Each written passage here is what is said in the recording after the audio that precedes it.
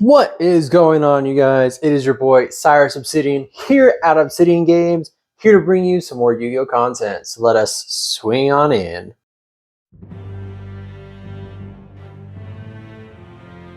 So for today's locals, we are taking it back with Kashtira Mimighoul with a lot of changes since we last showed our profile. So we did play another second time, so this will be the third time that we're playing it. Second time we made some adjustments and changes to make it more Mimighoul focused, as our last build kind of relied more heavily on the Kashtira side of Mimighoul. And this version was still doing that same thing, but a little bit less. So we're numbing it down a lot more so that way we can focus on the Mimighoul, focus on being gimmicky and trapping our opponent in a dungeon. So let me show you the deck profile and the changes that we've made, and then we'll head on out to locals to see if we can top in today's event. So before I get into this deck profile, take a look at this brand new playmat that I got, courtesy of Inked Gaming. Honestly, so cool that I'm able to just customize these. Let me know what you think about it, the new design, down in the comments below. But let's move on to this deck profile. So I am excited to showcase it. Let's just zoom in on it. So I'm hoping that this version works out a little bit better. I liked the last two that I played, but it felt like we were playing more Kashtira than we were Mimighoul. So let's just start out with showing what the Mimighoul engine is. We are playing two Mimighoul Masters with 3 Dragon, 3 Archfiend, 1 Cerberus, and then the funny tech of Guard Dog.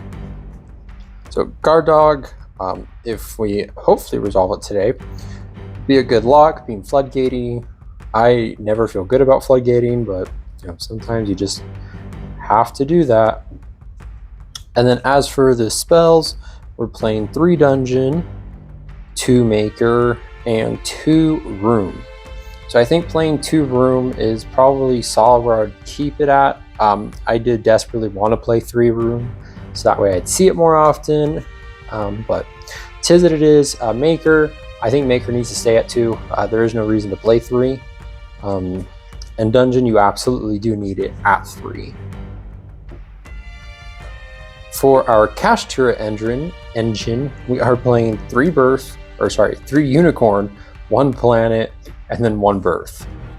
So we'll see how well this works out, because mainly we're just wanting to rip apart our opponent's extra deck and then just keep playing from there. We just need the 1 rate sauce so we can search in Unicorn searches Birth, so we can just keep reviving it and just keep playing from there.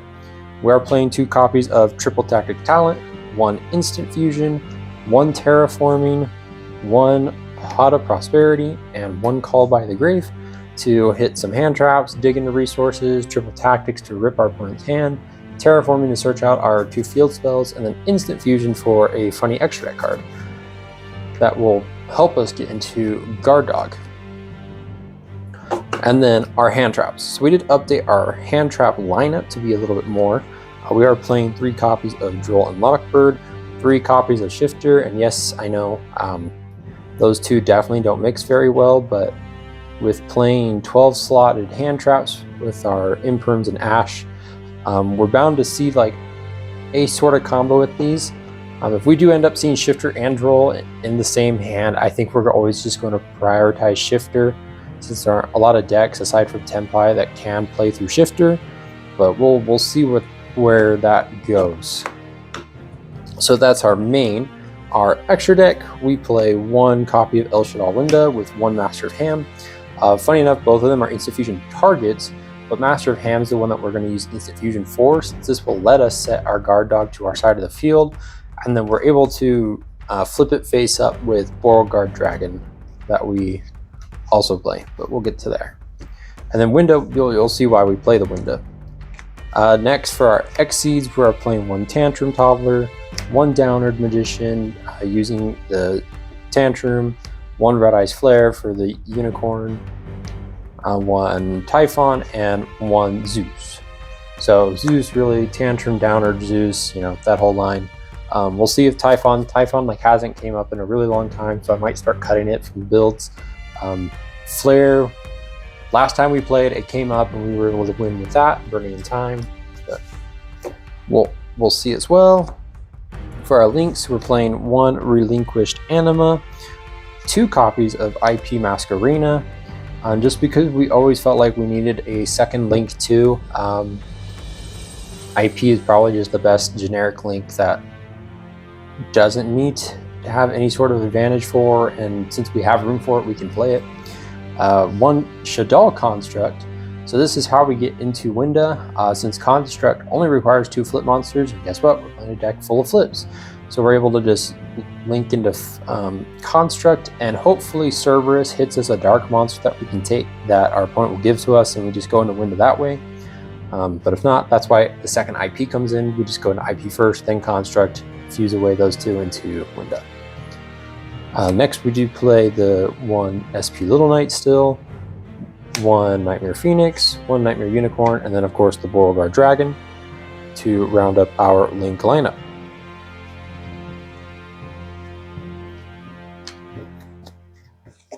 Going there to our side deck, it looks a little interesting to say the least. We are playing 3 copies of Nibiru with 3 copies of Molcharmi Purilia. Honestly, every time I have put in Molcharmi, like, I just never see it. It kind of makes me sad since I made the investment for it. But eventually it'll pay off, eventually. Then we do play 3 copies of Cosmic Cyclone to get rid of some pesky, 1 of Floodgates. Along with that, 2 copies of Lightning Storm and 1 Harpist Feather Duster, really just looking for board breakers for the back row. And then 3 copies of Even the Match, because this plays really well into a lot of matchups. Yeah, that is the deck profile for our Mimighoul Kashtira. Let's take it out to locals to see how we do. Dang, so here we are at our locals, and we have not recorded all night until now. So round 1, 2, and 3 with 1 round left. So round 1, we play against Ubel. And we had the crazy opening hand of Shifter, and we were able to just Shifter control for game 1, take it. We were able to rip apart his extra with Unicorn, give him some guards, and just take the win. Game 2, we saw Shifter again, but we didn't have the best starting hand, so we weren't able to break through a lot of his board, or break through the myriad of imperms that he had. So we ended up taking an L there as he was able to set up his board. In game 3, it was a lot of back and forth, but he was able to solidify his board a lot better, even though we had Winda, kind of just Winda controlled, but Winda wasn't doing us anything, so we ended up taking an L there. Game 2, we play against Voice's Voice, or round 2. I guess it's technically game 2 still, maybe. Round 2, we play against Voice's Voice. A deck that we've always had a hard matchup against. Game 1 lasted until we had 12 minutes left. I did lose. It was just a lot of mid-range control on both of our parts, just drawing, top decking, just playing off of that. He was able to solidify his board a lot better. Game 2, we were able to go full combo into our Unicorn lock and just Unicorn Winda with Mimighoul Master, and we were able to just control it from there. And then game 3, I had him under Shifter. Woo, Shifter! And I couldn't burn in time, so we ended up drawing. Round 3, we played against Amir. I took it game 1 with Shifter, Imperm. Yeah, I think it was just Shifter and Imperm. And then game 2, he went first again. We saw no Shifter. We had Shifter, but I knew since he was playing the mirror, he probably didn't need his graveyard anyways, so we just held on to it and we just rolled him. Because we did have draw in our starting. We were able to pop off. He misplayed, and that kind of cost him the game, so we were able to take it from there. Which is nice, so we're 1-1-1. Man, never thought I would ever say that. Still got 1 more round, and honestly, for Mimighoul, Kashtira, playing the regional tomorrow, it sounds solid. It does, but I really want to be greedy and play Draco Pals, because, that'd be funny. Show up to your regional playing a deck from 2015, 2016, so that would be pretty fun. And I never uploaded the Draco Pals video that we had from last Wednesday, since I also didn't record. today has just been, or this has just been an off week for Yu-Gi-Oh for us, as I said earlier. But you know, what do you do, right? So we'll see where round 4 goes and just see how the rest of the night goes. Last and final round, we play against Kashtira, and I was kind of interested to see how this matchup will go. I'm definitely thinking of going back to like the first build that we had of this deck, where we played more of a Kashtira engine for the Mimighouls. It was less hand trap reliant, but it was at least a little bit more consistent, able to break boards faster, and we were just able to keep going and going and going. So game 1, we opened up the nuts. We like ripped apart his hand, tore apart his extra deck. It was crazy, like the god hand that we always want to see. If we had Shifter, it would have been definitely the god hand, but doesn't matter against a Kashtira matchup anyways. Game 2, he made me go first.